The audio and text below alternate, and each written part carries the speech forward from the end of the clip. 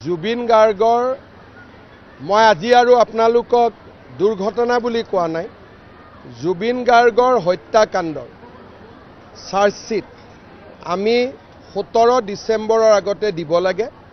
মই টাৰ্গেট দিছোঁ যে 8 তাৰিখ মানৰ ভিতৰতে যাতে দিব পাৰে আৰু আমি সকলো ফালৰ পৰা এতিয়া প্ৰস্তুত। বিদেশত যদি কিবা ঘটনা হয় চাৰ্জশিট দিয়াৰ আগতে গৃহ মন্ত্ৰালয়ৰ এটা অনুমোদন লাগে। কালি মই গৃহমন্ত্ৰী অমিত শ্বাহ ডাঙৰীয়াকো সাক্ষাৎ কৰি আহিছোঁ যাতে আমি অনুমোদনটো সোনকালে পাব পাৰোঁ। গতিকে মই ভাবোঁ যে অহা 3-4 দিনৰ ভিতৰতে SITয়ে MHCলৈকে লিখিব, মিনিষ্ট্ৰী অফ হোম এফেয়াৰ্ছলৈকে অনুমোদন আমি পাই যাম আৰু লগে লগে আমি লাষ্ট ডেট 8-9-7 আমি চাৰ্জশিট দি দিম। জুবিন গাৰ্গৰ মই আজি আৰু আপোনালোকক দুৰ্ঘটনা বুলি কোৱা নাই।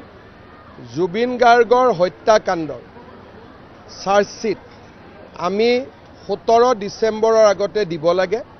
মই টাৰ্গেট দিছোঁ যে 8 তাৰিখ মানৰ ভিতৰতে যাতে দিব পাৰে আৰু আমি সকলো ফালৰ পৰা এতিয়া প্ৰস্তুত। বিদেশত যদি কিবা ঘটনা হয় চাৰ্জশিট দিয়াৰ আগতে গৃহ মন্ত্ৰালয়ৰ এটা অনুমোদন লাগে।